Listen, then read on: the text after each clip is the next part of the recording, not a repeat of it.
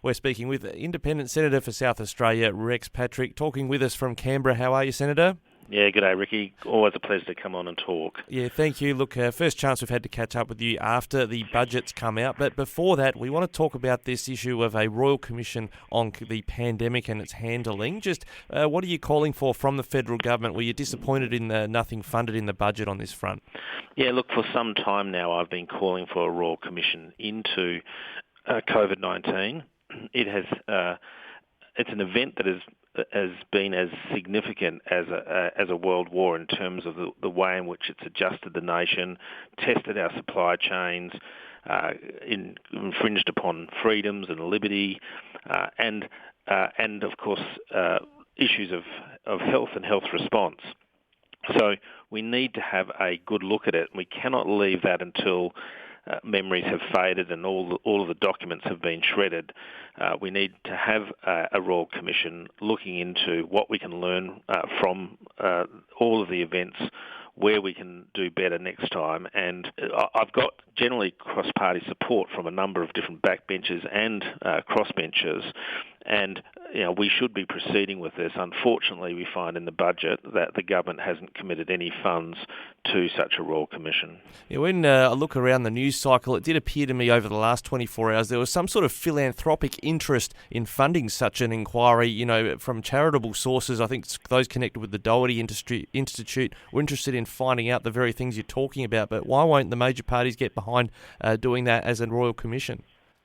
Look, I don't understand why the parties won't get behind it. I wrote to both the Prime Minister and to Anthony Albanese requesting that they commit to a Royal Commission, and in particular to the Prime Minister to commit funding in the budget for such a commission, and they simply don't seem to want this to happen. And, there are philanthropic endeavours to try and look at this, but unfortunately that sort of inquiry would not have the powers to call upon government documents, and I think that's a crucial element of any examination of how Australia has responded to COVID-19. Now, I know whilst you're a Senator for South Australia, do you think there might be concern that there might be collateral damage for some state governments from a Royal Commission investigation, for instance for Daniel Andrews in Victoria?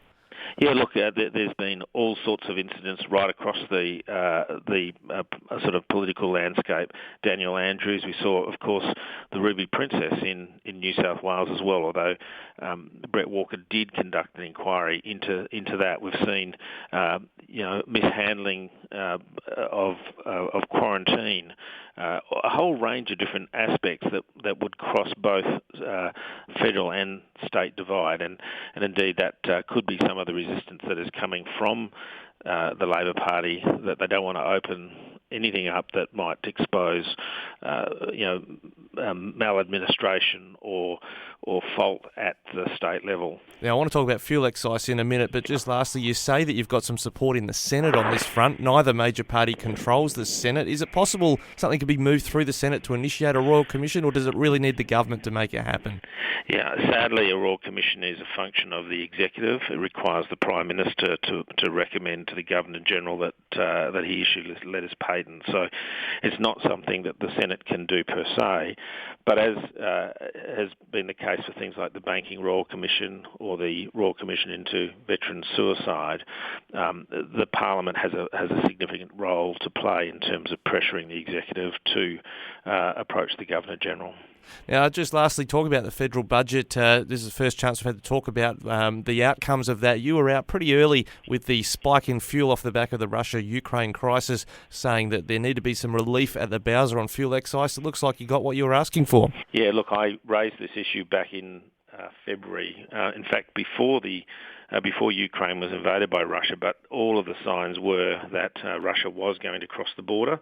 They did it a couple of days later. We've seen petrol prices spiking up to $2.20. The difficulty we've got is that this incident will not go away. Russia is bogged down. It's likely that we're going to end up with Russia not annexing the entirety of the Ukraine. That's a good thing, but it may end up with an insurgency environment, and that means that we're going to end up with fuel prices being high for a number of months to come, probably close to 12. That's the reason I call for 12 months relief in terms of fuel excise. Initially, the government said, what a bad idea. Scott Morrison said, that's not going to happen. Angus Taylor said, that's not going to happen. Then slowly over time, I think the government realised that there had to be relief. On cost of living, petrol is not a discretionary spend. You have to go to work. You have to take your kids to school. You have to go to the doctor. That requires you to jump in the car. And in amongst rising costs of rent, rising costs for groceries, something had to be done. And eventually, the Prime Minister and the Treasurer have come around to my line of thinking, to the point where they basically say it was their idea. So, look, I'm happy that they've moved on this. I'm just a little bit concerned that it's only for 6 months. It's almost as though they brought this in to see themselves through the election. Now, just to be clear on this one, for the Victorian Farmers Federation told us, as did a number of automobile associations like the RAA in South Australia, they didn't want a cut to fuel excise to come at the cost of road and other transport infrastructure projects around the nation. I gather that's something you didn't want to happen either. The federal government just has to find another way to fund it? Yeah, look, my view was that the Prime Minister had announced, had set aside $16 billion in the budget of unannounced projects and so forth. That was basically pork barrelling money that had been set aside.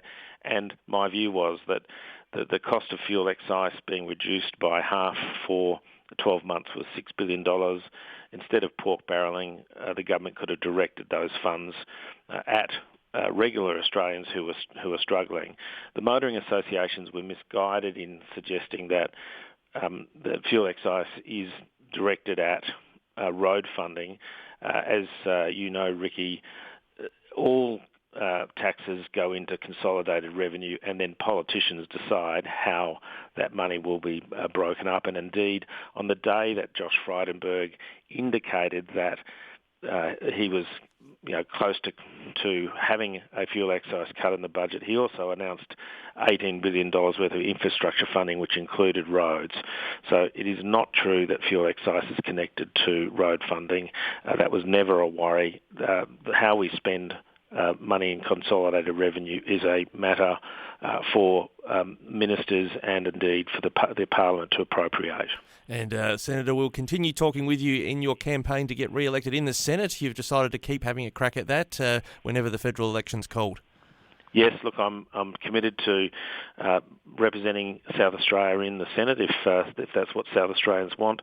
I've worked reasonably hard over the last 4 years, and I think I've served SA well, but that will be a matter of judgment by the electorate sometime in May. All right, thanks again, Senator Rex Patrick. Great to have you with us again on Flow. Thanks, Ricky.